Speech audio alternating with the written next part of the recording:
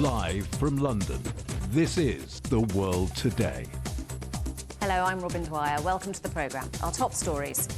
Rebuilding trust and global solidarity. World leaders gather in New York for the United Nations General Assembly. High-level security talks on the agenda for China's Foreign Minister Wang Yi as he begins a 4-day visit to Russia. Italy's government passes emergency measures to deal with the country's deepening migrant crisis. And getting electricity to where it's needed, when it's needed. China issues new guidelines for its power trading market.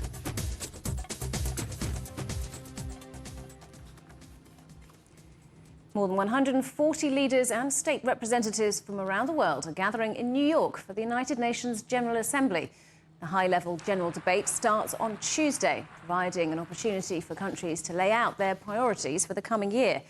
Key issues include the climate crisis and the Russia-Ukraine conflict. A series of bilateral meetings will also be held on the sidelines of the event.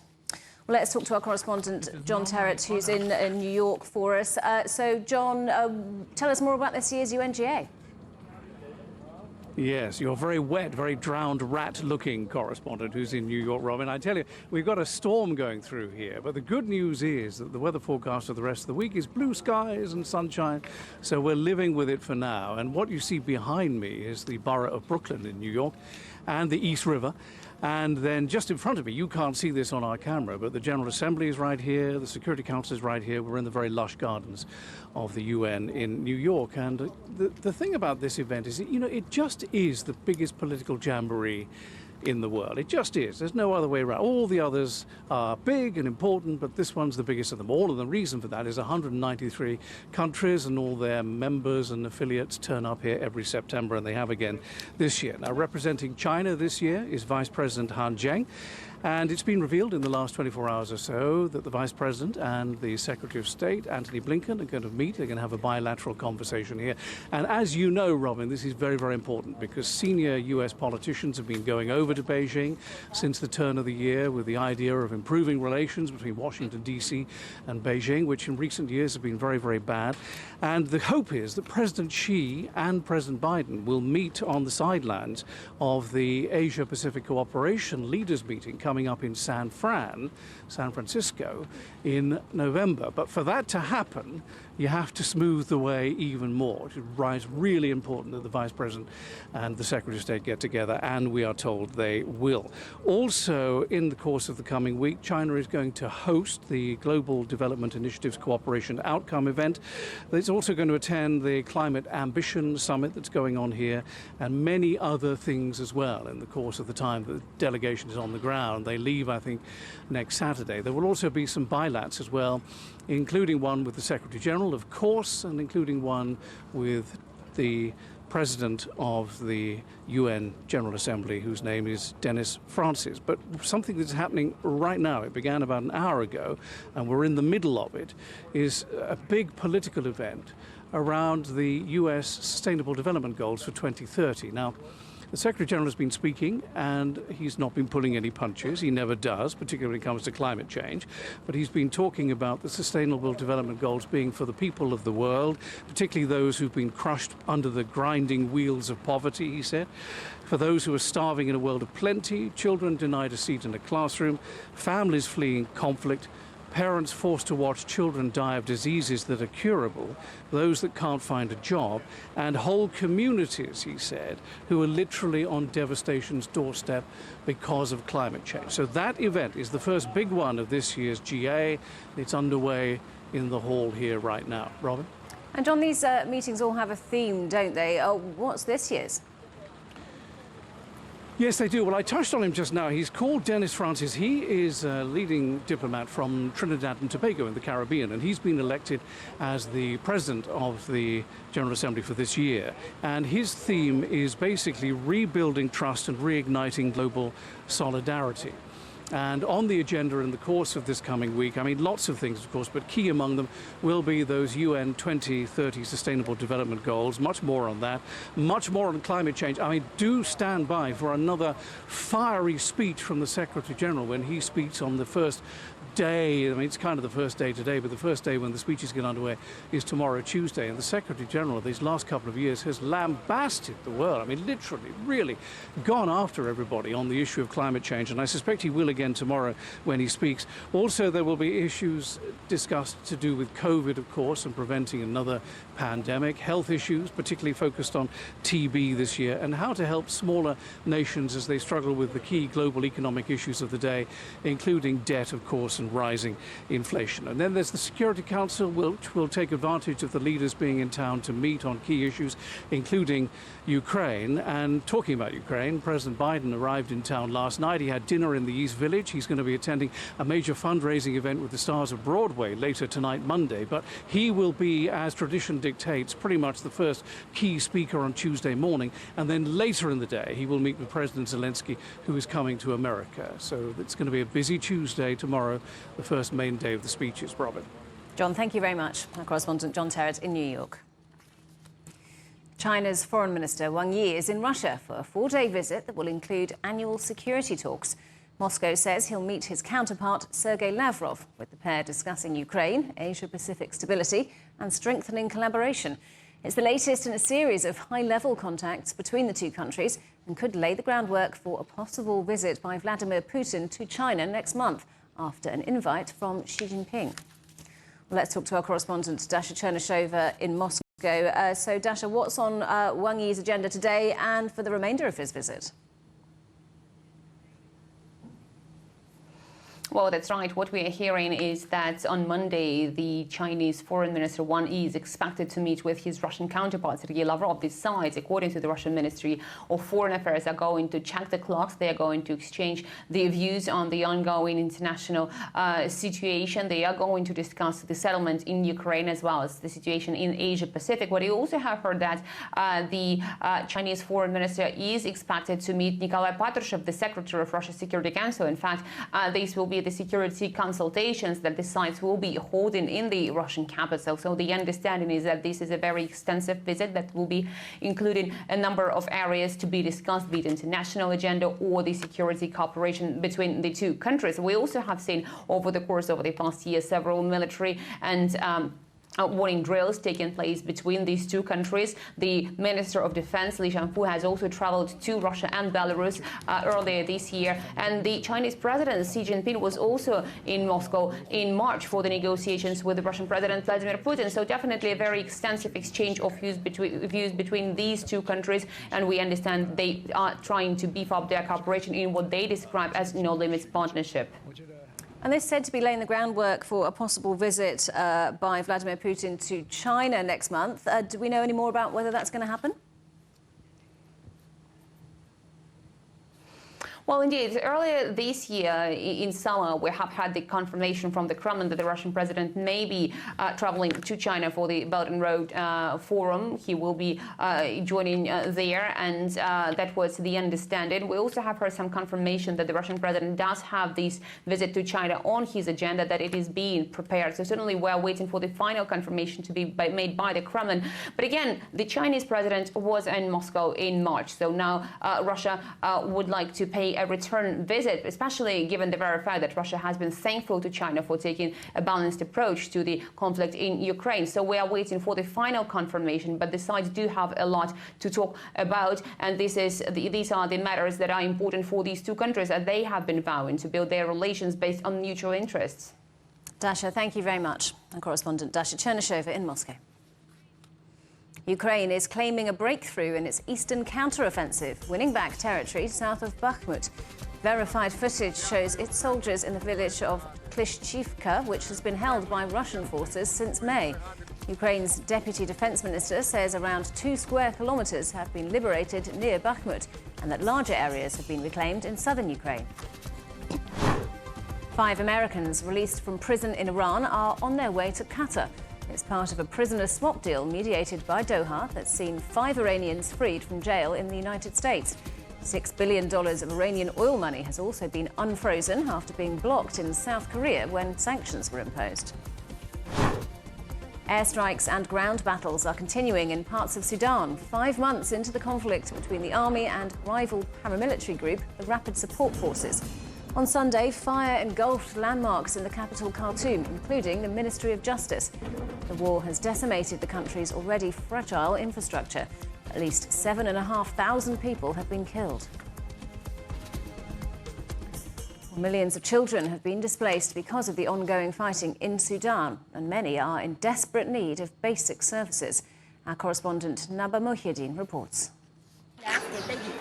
35-year-old Rabha Tahir had 13 children. They all live here in Handub camp in Al Jazeera state after they fled the war in Khartoum 5 months ago. We've been living in this camp since May and we don't know when we'll return home. The future's undefined for us and for our children who are paying the cost of this war. The situation's really bad and we're suffering a lot. The country now has the highest number of internally displaced people globally, according to charity Save the Children. At least 7.1 million people, including an estimated 3.3 million children, are now displaced from their homes in Sudan. According to international organizations, the number is likely increasing due to ongoing conflict across the country. Diseases including cholera, malaria, and fevers, as well as malnutrition, are threatening millions of children. Many desperate families fleeing conflict are sheltering in schools, camps, and with relatives, while some are living out in the open. We want our life back. We want to see our children getting an education. We left everything behind, our homes, our clothes, our future. This war must stop.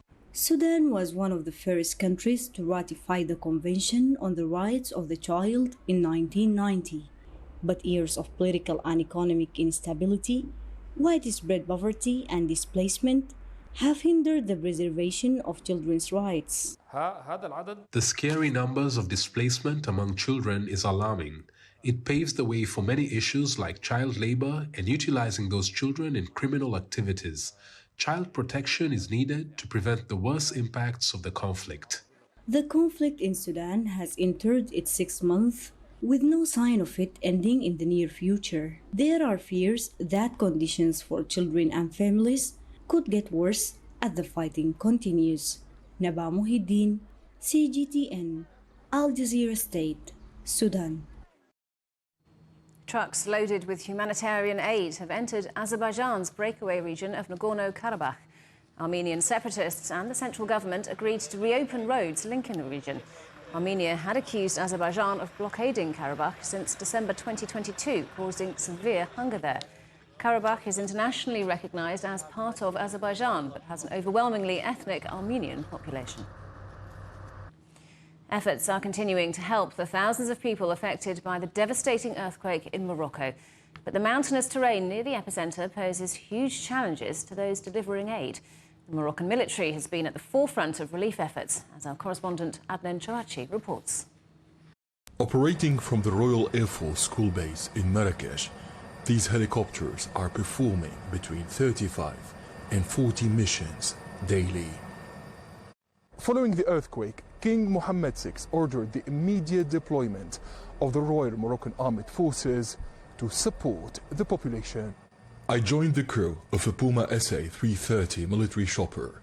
Various helicopter models have also been shuttling between Marrakesh and the hardest hit regions. After a long flight, we finally observed the devastated areas in the Atlas Mountains that cannot be reached via land routes due to the extensive damage caused by the earthquake. The access to the devastated regions is very dangerous and difficult. The Royal Moroccan Armed Forces are dispatching essential provisions by helicopter. One Moroccan Air Force officer prepares for this complex operation. Alongside his colleagues, he attaches his security belt, then opens the door and drops vital aid in a rural area where people have been expecting help from the authorities. Rescuers face a race against time to dig any survivors from the rubble in the Atlas Mountains. In addition to the helicopters, the Royal Moroccan Armed Forces are also using drones, which allow the Advanced Relief Operations Command Center in Marrakesh to monitor the situation live in the areas most affected by the earthquake and take the appropriate decisions on the type of aid needed. Abdel Shawashi, CGTN, Marrakesh, Morocco. You're watching CGTN. Still ahead. Italy's cabinet approves emergency measures to tackle its deepening migrant crisis. We're in Rome with the latest.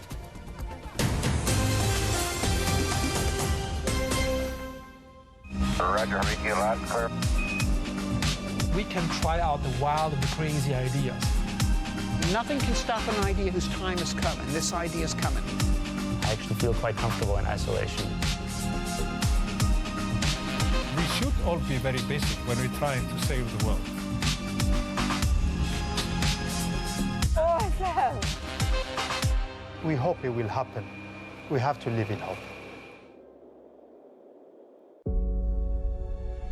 Facing the unknown is always difficult. In a world in turmoil, it's easy to lose orientation. But when the storms come, we have to see the possibilities, reinvent, find new opportunities, discover a path forward. CGTN, see the difference.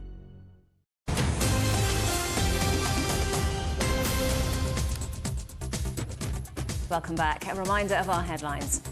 Rebuilding trust and global solidarity. World leaders gather in New York for the United Nations General Assembly. And high-level talks on the agenda for China's Foreign Minister Wang Yi as he begins a 4-day visit to Russia. Italy's cabinet has passed emergency measures to try and tackle the country's deepening migrant crisis. Nearly 126,000 migrants have already arrived in the country this year, almost double the number who'd come by this time last year. It's a growing burden on Prime Minister Giorgia Meloni, who was elected on a promise to tackle illegal migration. Well, our correspondent Giles Gibson is in Rome. So, Giles, what are these measures that have been passed by the cabinet? Well, Robin, they've given the green light to 2 emergency measures, the first being that the detention period for people who are awaiting repatriation is now being extended to a maximum of 18 months. They're also tasking the Italian military with building reception centres in low population areas of Italy, so away from the major cities in this country. Giorgia Meloni, the Italian Prime Minister, speaking at the meeting, praised her coalition partners and her fellow ministers for their unity and teamwork. And that's important because she has been facing some criticism from her coalition partners, including Matteo Salvini, the leader of the League Party, who made some very strong rhetoric about the situation in Lampedusa over the weekend, although he also did say that he was on the same page as Giorgia Meloni in terms of the response. And she, of course, has also been under pressure from her own party, from her own voters, because of the fact that she made such strong promises when she was running for Prime Minister in terms of cracking down on illegal migration. Of course, so far this year, the numbers have gone in the complete opposite direction to what she promised. We've just been looking at some pictures of Giorgia Meloni with European Commission President Ursula von der Leyen in Lampedusa. That's the place that's bearing the brunt of these illegal arrivals. So how much of this issue is being dealt with as a European problem rather than one for Italy to tackle alone? Well, Ursula von der Leyen, on that trip to Lampedusa with Giorgia Meloni, they visited a migrant reception centre. She was trying to put forward this message that this is a European issue, not just something that Italy has to deal with on its own. She said irregular migration is a European challenge and needs a European response. She also set out a 10-point plan, including measures such as Frontex, the EU's border agency, increasing its air and sea surveillance in the central Mediterranean. And she also said that she's going to speed up the transfer of funds and equipment to Tunisian authorities. The EU, of course, did a deal with Tunisia earlier in the summer in July. That deal was partly brokered by Giorgia Meloni herself. She joined the Dutch Prime Minister and Ursula von der Leyen in those negotiations. But so far, as we're seeing with these figures, these spiralling figures, that deal has had absolutely no effect on the numbers of migrants who are crossing the Mediterranean trying to claim asylum here in the EU. Giles, thank you very much. Our correspondent Giles Gibson in Rome. China's fourth largest electric vehicle battery producer, Gotion High-Tech, has started operations at its first overseas plant. The factory in central Germany is expected to reach a production capacity of 5 gigawatt-hours by mid-2024 and 20 gigawatt-hours when fully operational. Gotion is also building plants in the US states of Illinois and Michigan. Chinese e-commerce group Alibaba has told Turkey's President Recep Tayyip Erdogan that it plans to invest $2 billion in his country. The firm's president made the comments in a meeting with the country's leader, who's in New York for the United Nations General Assembly. A timescale for the investment hasn't been announced. China has issued guidelines for the country's first electricity spot market, where energy can be bought and sold for immediate or near-term delivery. The guidelines expand market access and include new sellers, such as virtual power plants, into market transactions. It hopes to promote the consumption of renewable energy and achieve optimal allocation of electricity in the country. Well, let's talk now to Laurie Mulaverte, who's lead analyst at the independent research organisation Centre for Research on Energy and Clean Air. Welcome back to the programme, Laurie. So China has issued new rules aimed at overhauling the country's power system. Tell us a bit about what they look like and how they might work. The really key thing that's been done is to create a playbook for different provinces and pairs of provinces to create systems to trade power. So they can set up a system where different power plants are incentivized to generate when the power is needed, to adjust their power generation down when it's not needed. And if these markets are in fact created and made operational, they will ease power shortages, reduce the need for new coal-fired power plants, and make it easier to integrate variable sources like wind and solar into the grid. And at the moment, China's power network is divided into two grids. How will these changes help overcome those challenges that the system throws up at the moment? In actual fact, China's electricity system is for most purposes divided into provincial grids. So there is still quite limited trading even between the different provinces that are technically a part of the same grid. Then there are two completely different grid companies. These rules should make it easier to sell and buy power between provinces. So, for example, when there have been power shortages, it's often been the case that the provinces with power shortages have continued to export power because they've been under inflexible contracts. And this kind of short-term market should fix these kinds of inefficiencies and make it easier to operate the power system with fewer coal-fired power plants. So it should help getting power where it's needed, when it's needed. What about China's ability to respond to price fluctuations? How will these changes help that? And the key challenge and the key concern with creating flexible trading is that it will allow prices to, and has to allow prices to rise to high levels when, for example, fuel prices are high. But the key decision to make is do you prefer electricity shortages or do you prefer high prices in those situations? And I think for the society as a whole, it's better to make sure that the lights are on, even if that means more fluctuations to power prices. And the government's talked about a unified national electricity market system by 2030. How will these changes help contribute to that? Several provinces have already created pilots of these kinds of hour-to-hour electricity markets. Now there's more of a unified playbook so that it will be easier to make the different systems interoperable and sell power between provinces So that should pave the way for a national market. And what might these rules mean for both domestic and international stakeholders in China's power sector? International stakeholders currently in China's power sector are mainly electricity consumers, so overseas companies with operations in China. And insofar as these rules ensure that power shortages don't reoccur, give more confidence in that respect, that will make it easier for those international players to operate.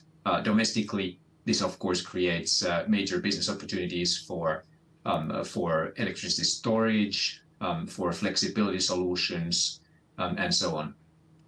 Lauri Mulivirta from the Centre for Research on Energy and Clean Air, thank you very much. Thank you.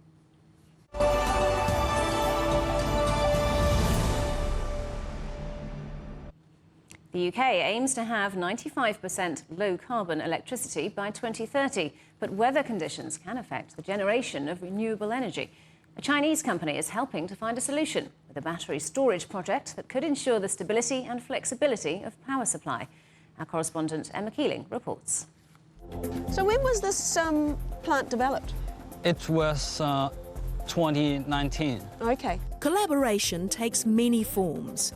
In the UK, it includes helping the national electricity grid cope with the fluctuating supply of solar and wind power. More renewables means much more storage is needed, and here too, Chinese companies, which make most of the world's batteries, have a key role. Ah, look at that. So what am I looking at? These are battery modules, and each module has more than 16 battery cells inside. Right. The modules in these boxes in a field in southern England are run by China Huaneng and can provide power to up to 40,000 homes almost instantly. The sun or the solar or the wind power to disappear suddenly, so they need the battery storage to discharge power within 1 second. So this task is very tough. Only the battery storage can provide. The company has a good relationship with its landlord, a former Conservative Party minister, but it had to win people over when it first started construction. The other challenge is that we are the first team to the UK to make such a construction. We must to obtain the trust from the residents and the local authority to make them to believe that the battery storage station is an ecological system. It's friendly to the environment, because at that time, nobody knows this, because there's very rarely in England such big a battery storage project. And that report is part of our documentary, The Green Silk Road, Connecting Europe's Renewable Grid. Go to CGTN Europe's website or our YouTube channel to watch the whole story. Now, a dinosaur skeleton is expected to fetch over $1 million when it goes under the hammer next month.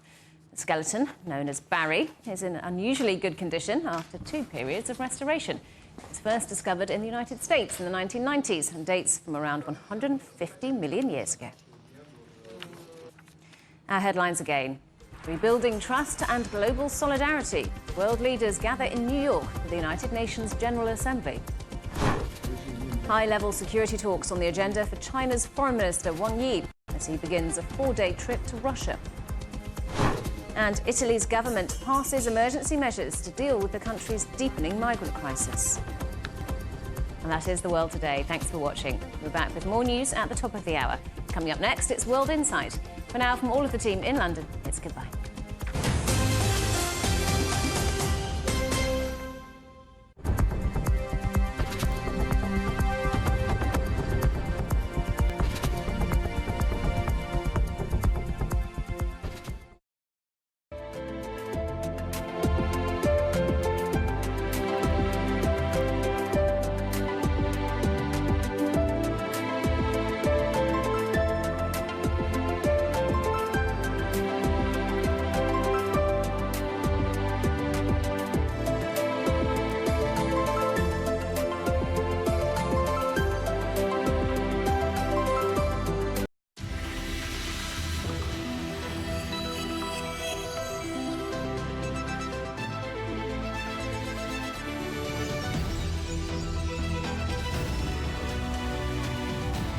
This is CGTN, China Global Television Network.